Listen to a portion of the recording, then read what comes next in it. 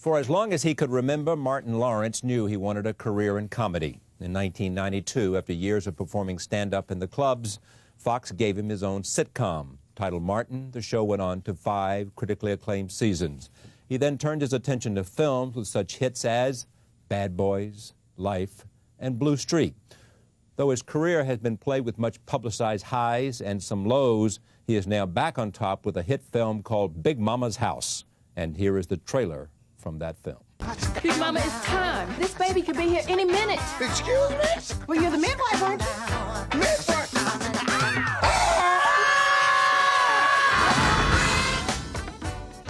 Please! I'm pleased to welcome Martin Lawrence to this table for the very first time.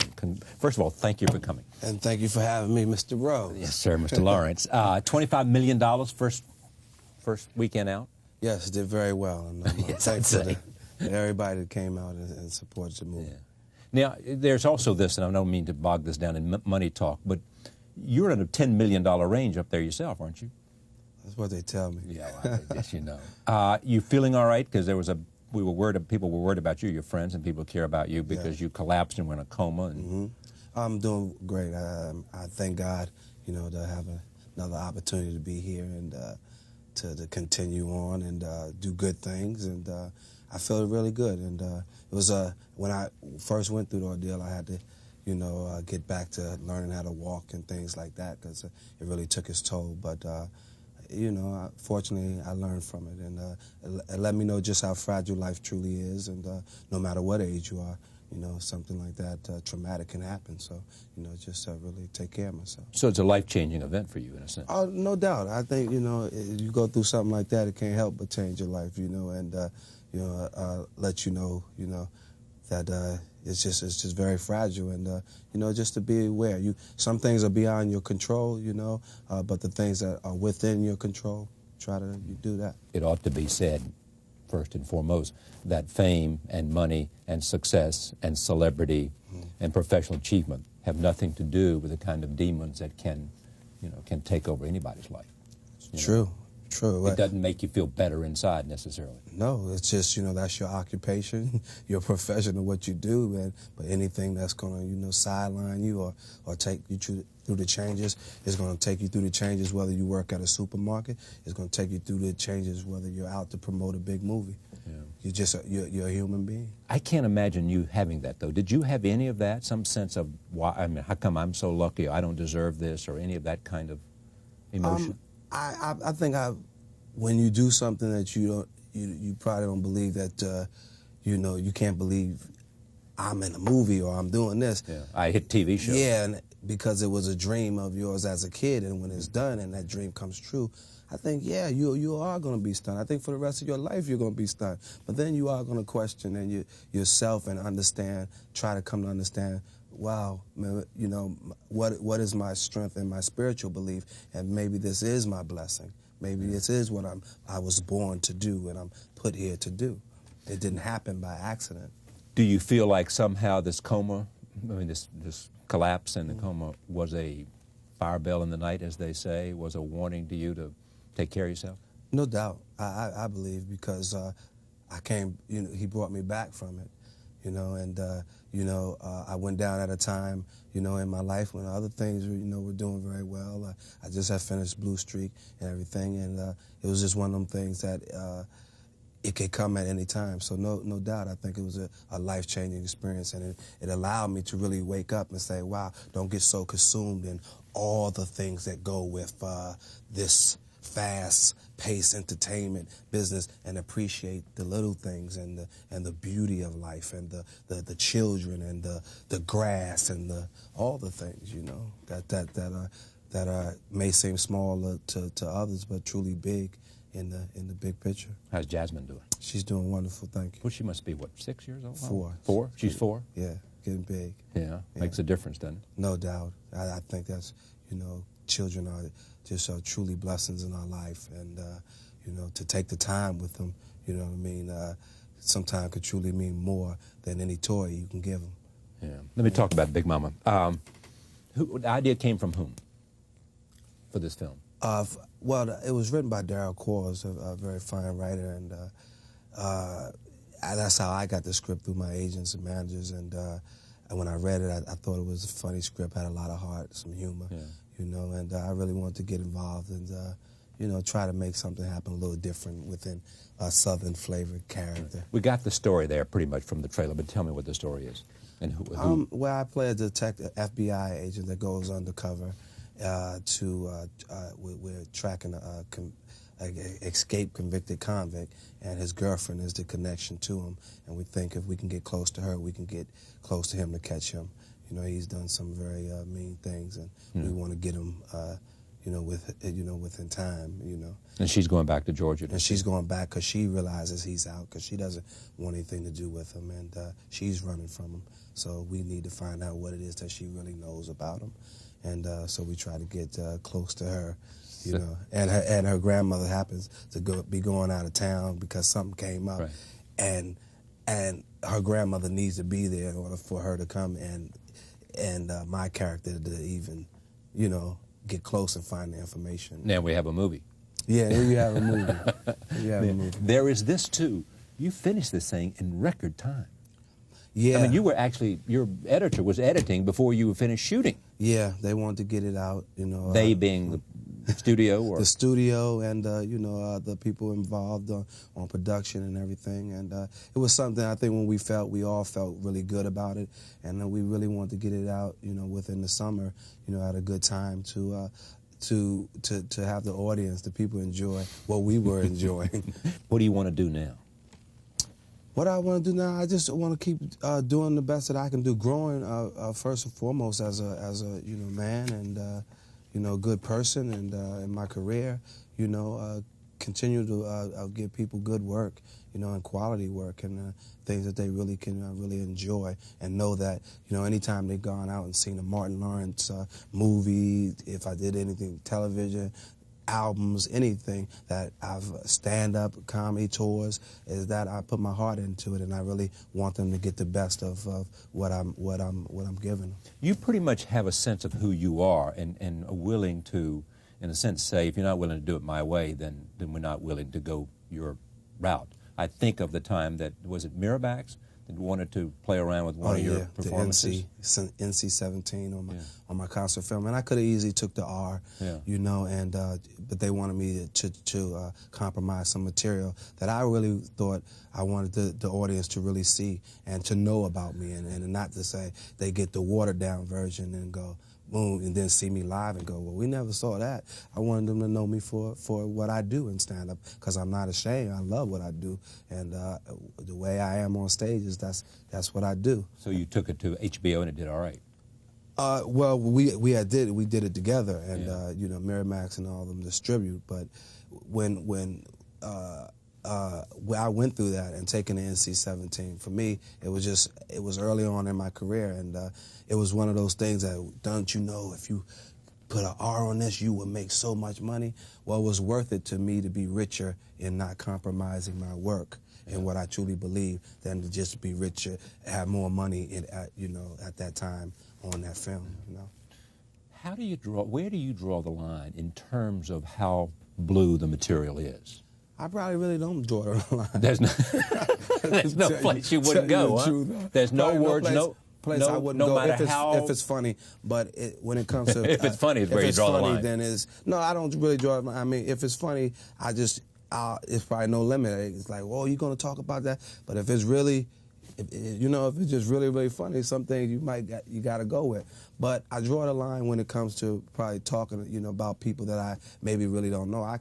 We all joked upon in some way or another, and but if I really don't know and I think it could affect someone in a way, even though the joke may truly be funny, then I may leave that alone, especially if it's something that I don't need. It's not like I'm hurting for jokes and I have to attack in order to. You don't have to be scatological just for the sake of being scatological, just for the sake of the joke. Yeah, just for the sake of the joke. I think that's the most offensive thing, don't you? The people who simply are dirty because, whatever dirty means. You know, I'm not sure what the best description, blue, dirty, but who are doing it simply because there's no talent there. And they believe that's an excuse for talent. Yes, and more out of shock and everything like that, and looking to fill the time and all that. I don't believe in that, but if I believe in the, you know, what I'm talking about, the context and why I'm talking about it, and things that I think is funny and I think is very humorous, then I have no problem. I mean, I've done jokes and things, but that I probably say that I look back on now that I go, I didn't really need that. Now that I know more about comedy, and but today I may do a joke that I say, yeah, you know what, you don't need it, but this is funny. I gotta let the people feel this one. You know, you go through that. You know? Your mother went to a concert once. Yeah. Didn't she? What'd she say after she? She said, "Ooh, oh my boy! Oh, your mouth so filthy, but it was funny though." Is that what she said? Yeah, you wash your mouth out, but it was funny. But it was funny. She said, "I gotta admit, but my goodness," I said, "Do you have to do that, Martin?" Yeah, and I'm sure, but what my mother, I love her so much, so special to me. She just taught me that, you know, I won't get in the way of what you're a grown man, or what you do professionally and what you do to make a living, you know. But if it's something that you're doing that hurts others and that's just not appropriate, then you really will hear it from me. But other than that, that's what they got the censors for and all that. You know? Take someone like Eddie Murphy. Especially Richard Pryor. Best that ever did it. He's the best, isn't he? Yes. Richard's the best. I think he is, no doubt. There was something more authentic about him than anybody, it seems to me. You know what I got from Richard when I look at it, and I always sit there and I look at all his films, and I think anybody that knows, you know, follow Richard Pryor knows that he's immensely talented, and to watch what he has done in movies, it was really, I mean, it was good stuff. And then there might have been movies that, you know, you say, okay, that's cool. I enjoyed this one better or that. That happens with all of us. You enjoy some movies better than you do others. But the best of Pryor, I think, was why so many people love him, is that he gave it to us through stand-up. He was a one-man show that gave you the best of his comedy and to me the best of himself in his comedy, because I think that's the freest he could have felt on stage. Take yourself out of this. Who's the funniest today? Wow, that's a hard question too. There's so many funny people, you know, and it doesn't really matter what level, whether they're in the forefront at the top or there's somebody that's just working the stand-up club. There's so many of them today, but I can say one of the funniest to me is Eddie Murphy. How about Chris Rock? Chris Rock's hilarious, no doubt. I mean, he is really... Chris is very the best smart. of his generation, it seems. He's very smart. He's one of the, you know, and I've always told him I thought he was probably one of the smartest young writers, you know, of our age to even pick up a pen to comedy. If you took Richard Pryor, you, Eddie Murphy, Chris Rock, what's the common denominator there in terms of talent, in terms of, were you all born with something? Were you all kids that at a young age wanted to make people laugh? Were you all kids that wanted to be funny because it was a way of getting attention and you didn't want to do other things? I believe so. I believe so. Just a lot of ups and downs in our lives as children, you know, but having, you know, being able to take the time, you know, in certain moments in our life to observe the things that are funny to us and humorous about life, you know, that is appealing to others, that brings enjoyment to others, and I think we all have that, and I'm sure we've all saw all of that through a lot of the pain that we've seen in our lives. So. What kind of pain for you? Pain for me is just growing up when things were people on drugs and you know, food, you know, not being as accessible to you because you don't have the means and the money, and so you start making applesauce sandwiches because you got a jar of applesauce and you got some bread, but there ain't no meat. Yeah. So now you compromise the two, and you got applesauce. And I mean, even though it's kind of humorous, those kind of some hard things. I mean, to really, you know, ain't nothing like a piece of turkey on the bread. You know, you would admit that go well together. Yeah. So, yes. You know, but so I mean, just pain throughout life and growing and you know, not just financial things and the pain of growing up and learning about, health and, and things that go on with your loved ones and the pains of the system and the democracy of where you live and racisms and all those things as you grow and you start to finally focus and learn about and see and hear the reality of it, and feel the reality of it. Though I think we all share in that in some kind of way, whether you're an entertainer or not. Martin Lawrence, Big Mama's House is currently in theaters. As I said, it did a huge number its first weekend. Thank you for coming. Thank you for having me. Pleasure to have you here. Really appreciate it, Thanks. Sean. Thank you. Martin Lawrence. We'll be right back. Stay with us.